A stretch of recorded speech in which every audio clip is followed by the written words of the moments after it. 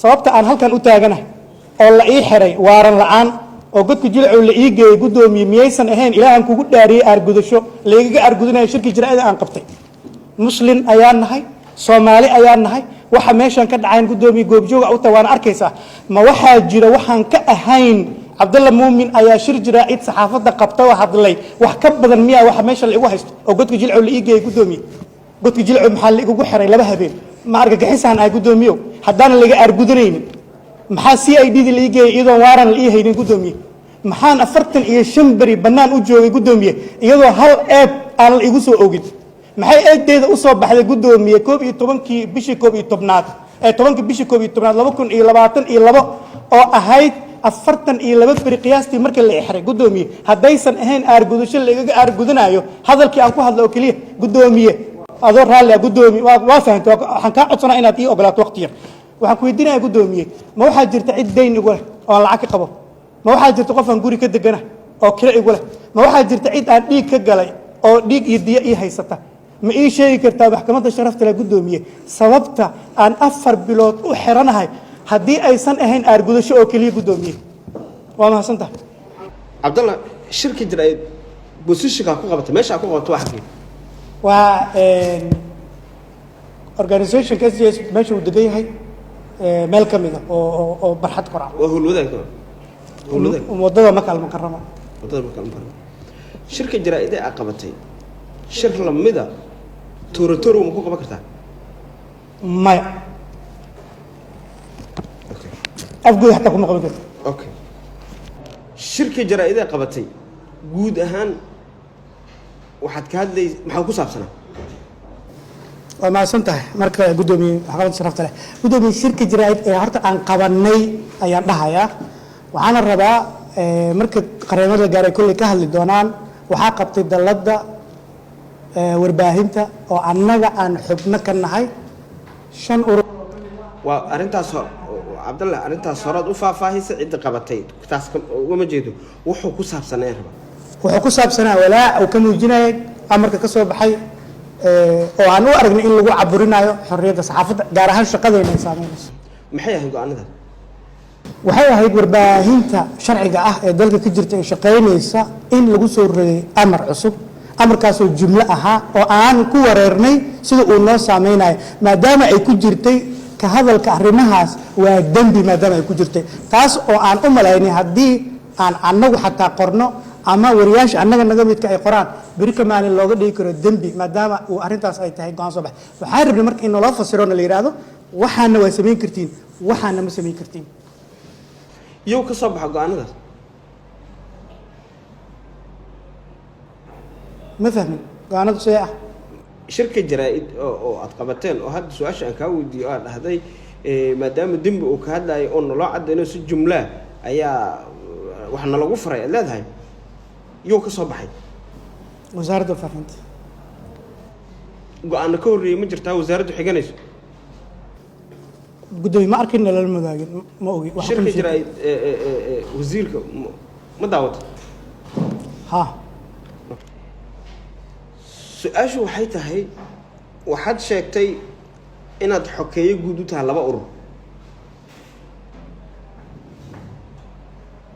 adiga ka cabdalla muumin ahaan yaa kuu xil saaray in aad warbaahinta difaacdo waajibaadka organizationka labada organization ay qabtaana waxay tahay qofka meesha ka shaqeeya ama dadka hoggaankaas ka mid ah inay shaqadaas difaaca qabtaan marka waajibaadka organizationka ay xil saaray organizationka shaqada organizationka waxay tahay difaacida adna xokeeyo guud awta okay wasaaradda boostada isgaarsiintu waxay sheegtay in wax ka badan 40 baro bulsho ama warbaahinta elektarooniga oo ay leeyihiin al-shabaab ay xirtay su-aashu waxay tahay hal warbaahin oo kamida warbaahinta dadka caadiga ay leeyihiin oo al-shabaabka ahayn oo la xiray ma jirta waxaan rabaa inaan aad u fahmo goorma tani intuu go-aanka soo baxay miya ha waxaa jirta guddoomiye idaacadda radio hiiraan weyn oo ku taala magaalada beledweyne waxaan qoraaladan kugula wadaagaynaa ayaa la xiray 4 wariye oo ka mid ah idaacaddaasi waa la xiray xabsigaa la dhigay 24 saac ku dhawaad ay xabsiga ku jireen sababta loo xirayna waxay ahayd gudoomiye inay ka hadleen ciidan ka soo baxay deegaano ka tirsan gobolka Hiiraan oo kadibna al-shabaab meeshaas ay qabsadeen soo galeen intaas bas ah ayaa loo xiray gudoomiye saameyntuna waxay ahayd warkii ka soo baxay wasaaradda warfaafinta aan kugu dar gudoomiye waxaa jira wariye xubin naga ah memberkeena ah oo magaalada Kismaayo lagu xiray gudoomiye markii uu soo tabiyay hotel la weeraray oo dad rayid ay ku dhinteen ayaa la soo qabtay oo la xiray xabsiga la dhigay waxaana lagu qasbay inuu tirtiro warbixintii ayuu tirtiray waxa la sii daayay kaliya markii TV-ga uu shaqeynay warbixintii laga delete garay oo la saaray waxaan jeclahay inaan kula wadaagno dokumentigaas waqtigeeda Abdullah Muumin ma jiraan wariyaal al-shabaab ma jiraan ma ogi ka insaan adduunka ku nool waaqaca Soomaaliya oo qaldami kara ma jiraan qof qaldami kara wuu jiraa ma jiraan caadi qof la yaqaano wariya oo al-shabaab oo ka shaqeeyo media al-shabaab ma jiraan waxaan rabaa gudoomiye soo sheegay inaan fahmo adin ma taqaana ma ka wada mata yani ogaal ahaan ka hadla ogaal ma ogi mana aqaani su'aashii markaan kugu celina al-shabaab ma leeyihiin media ay u isticmaalaan sida iclaamka hadda adduunka oo isticmaalo ma leeyihiin bara bulsho iyo raadiyaal leeyihiin wariyaal ma ka shaqeeyaan inay category-ga wariye galayeen in kale ma ogi may wariyaal ma ka shaqeeyaan hadii leeyahay ka shaqeeya macnaha gudoomiye ururka saxafiyiinta aan joogo waxaan isticmaalnaa qaacido wariyaasha loo isticmaalo Abdullah waxaan rabaa inaan su'aasheedii si saraaxo la iga jawaabo waxaa tiri waxay leeyihiin raadiyaal raadiyay yaa ka shaqeeyay ma wariyaa ka shaqeeyay mas'ad kale adoo maas gudoomiye su'aasha maadaama ay weydiisay iyo ogolow inaan ka jawaabo si aan sharaxaad ku siiyo su'aashan jawaabteed u fahantid marka la yiraahdo saxafi wuxuu leeyahay qaacido ururada saxafiyiinta horta shaqada saxaafadda diiwaangelinteeda iyo aqoonsi bixinteeda waa voluntary gudoomiye maadaama waa ku dhameeyna waa gudoomiye ay weydiisay su'aasha waxaan rabaa inaan sharaxaad ku siiyo iyo ogolow laba maalmood aan joognay oo wax dhageysanayni mana ka xanaaqaynin voluntary waana shaqo open ah oo furan oo dadku imaanaya ee ururada saxaafadda intay hubiyaan ay iga diiwaangeliyaan dadka qof kasta oo ka hadla idaacad wuxuu u baahan yahay marka in qaacidadaas lagu base gareeyo oo lagu saleeyo maalan dad waxaa jira ka shaqeeya warbaahin ka hadasha arrimo gaar ah maalan waxay ka hadlaan musiga iyo sportiska ay ka hadlaan marka hadday yihiin falanqeeyaal music ama falanqeyn sportis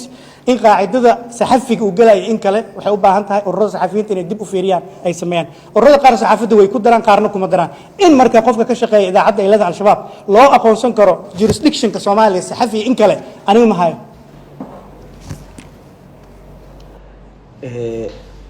Abdullah kuma weydin anigu xeerarka Soomaaliya markii loo dhigay kuma weydin ma jiraan bara bulsho bogag Twitter Telegram iyo idaacada caadi la dhageysado oo al-shabaab leeyihiin ma jiraan dadka ka shaqeeya maxay ma wariya anagoon u fiirinaynin midda akadeemiga iyo midda xeerkeena uu sheegay anuu fiirinay gudoomiye ani ma garanayo wixii meeshaan ku qeex ma aqaan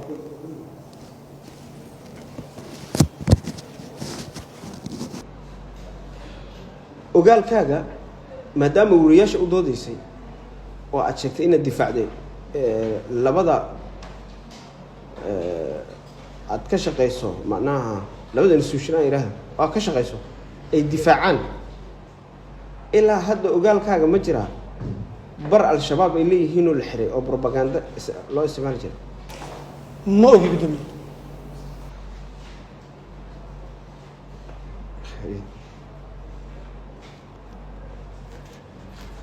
hadalkaaga shirka jaraa'id waxaa ka mid ahay in telegramka inay dawladdu xirto ay rabto ma ku jirta ha waana kuu faahfaahin hadda okay telegramka yaa iska leh okay waa maasanta ina su'aasha weydiiso ku maasanta gudoomiye maxkamadda sharafta mar kale telegramku waa aalad loo isticmaalo wada hadal warbaahin ma aha gudoomiye sida WhatsApp-ka oo kale ayaa waxa lagu wadaagaa fariimaha iyo qoraalada Abdullah su'aal wixii aan faahfaahin uga baahanahay amba faahfaahin ka codsada amba codsateen ku ogolaado ku siina laakiin su'aalihii waxaan rabaa si toos inay iga jawaabto wixii faahfaahin adiga aad qabtana ay weydiisato faahfaahin ku leeyahay telegramka yaa iska leh ma taqaani waa difaacda laakiin in telegramka la xiro waxaad shirkaaga jireed wuxuu ka mid ahaa in telegramka in la xiro inay dowladdu rabto angalka aad ka difaacaysa adigu muxuu ah okay waa maasantahay mar kale gudoomiye waxaan rajeynayaa inaad adigu WhatsApp isticmaasho aniguna waan isticmaalaa sidaasoo kale waxaan rajeynayaa inaad Telegram isticmaashid adiga aniguna waan isticmaalaa Telegramka warbaahinta iyo dadka ka shaqeeya waxay u isticmaalaan inay muuqaalada isku dhaafsadaan مثلا waxaa jira gudoomiye marka muuqaalo waaweyn maxkamadan oo kale hadda laga duubo shir jiraa'id oo weyn oo aan raba inaan la wadaago stuudiyaha idaacadda kuma diri karo WhatsApp kuma diri karo ama emailka ima qaadayo haddii uu qaadana wuxuu yareynayaa quality ama nuxurka ayuu yareynayaa sidaa darteed waxaa la isticmaalaa Telegramka saxafiyiinta aan aniga ugu horeeyno si joogto ah ayaanu isticmaalnaa dhinaca kale maadaama walwal weyn adduunyada dhan maanta uu ka jiro badqabka qalabka aan wadano ee telefoonada iyo kombiyuutarada waxaa aad maanta loogu sii guurayaa bar kasta barta ay ka amni badan tahay marka bar bulsho ma aha iyada waxaa la dhahaa marka af ingiriiska aan ku sheego instant messaging app ama application loo isticmaalo in fariimo la isku dhaafsado idaacad ma aha lagama soo hadlo live lagama soo galo laakiin waxaad isku dhaaftaa xogta aniga iyo qofka kale ayaa xogta isku dhaafsana sidaas darteed maadaama aan anagu isticmaalno waxaan rabnay oo aan u difaacaynay in uu noo furnaado noo shaqeeyo qofkii qalad ku sameynaya gudoomiye waa la report gareeyaa annaga xataa report gareyno waana laga xiri karaa cabdallow ma ogtahay wadamada adduunyada ka midka ee aan anagu qaybta ka nahay meelo aan laga isticmaalin WhatsApp-kaan isticmaalin inay jiraan moogta meel adduun ka mid ah oo gudoomiye oo WhatsApp ka shaqeynina ma jirto gudoomiye ma ogi haddaa la wadaagi karta adiga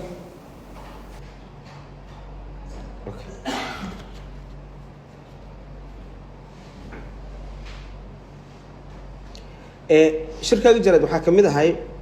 in go-aanka maamulay wasaaradda warfaafintu ay soo saarta aan laydin kala tashanin dastuurka waxaa ku qoran in go-aano maamul ay xukuumaddu soo saari karto dowrka in laydin kala tashado ay aheeday ama in laydin kala tashado siday u aheeday ma noo sheegi kartaa waa maasantahay maxkamadda inay weydiiso arrintaas gudoomiye waxaa jira dhaqan soo jireen ah laga soo bilaabo xeerka warbaahinta oo annagana qusaynayo ilaa iyo arrimaha masiiriga ah oo shaqada saxaafadda taabanaya mar walba waxaa laga samayn jiray kulamo wadatashi ah ka hor inta aan go-aan laga soo saarin tusaale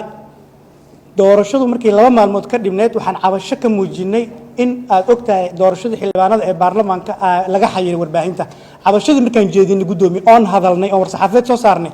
waxaa kulan nala furay xafiiska gudoomiyaha baarlamaanka ee aqalka hoose waan tagnay waan ka qayb galnay subaxdii ku xigtana gudoomiye waxaa naloo furay in warbaahintu ay si toos ah ay u tabin karto barnaamijkaas uuna dhici jiray dhaqankaas wuxuu ahaa dhaqan soo jira sidoo kale wasaaradda warfaafintu waxay noogu yeeri jirtay oo nagu casuumi jirtay kulamada nooc kasta ah oo hadday halkan aan ka sheegay kulankii badqabka heerka sare ee saxafiyiinta ee magaalada muqdisho ka dhacay ayaan ka qayb galay oon talo iyo tusaale ku daraynay xeerka warbaahintana gudoomiye markii la qoraayay waxaana la weydiin jiray talooyinka oo qoraal ah waxaa maxkamadda la wadaagayaa oo caddeymahan ugu soo dari doonaa iimayladii aan u dirnay baarlamaanka aqalkiisa hoose aqalkiisa sare oo ay labadaba naga aqbaleen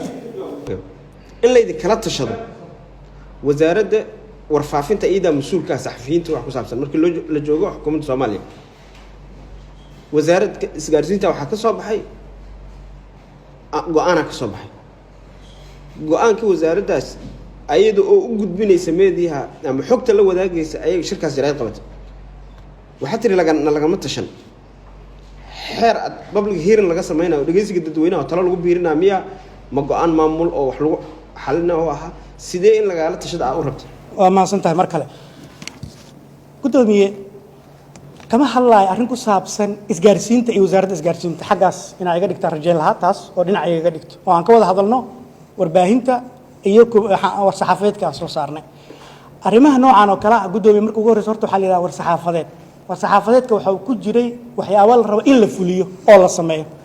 gudoomiye waxyaabahaas say ku fulayaan oo ay ku dhaqangelayaan haddii saxaafaddii xorta ahayd aysan ka warqabin la soconin fahmin sida uu u dhaqangalaayo maxaase qalad ka imaan karo maxaana ka imaan karin haddii la idho albaabkaasa ka baxaysaa albaabkan waa ka soo gelaysaa oo aan subaxa dambe albaabkan ka soo galo halkii aan kan ka soo geli lahaa ee la igu qabsado kan maxaa uga soo gashay waxay ugu noqonaysaa arrin qaban kartay ugu noqonaysaa waxaan intaas kugu daraa gudoomiye dawladdu waa dawladda wasaaradda warfaafinta saxaafadda madaxa bannaan ma hoos tagaan gudoomiye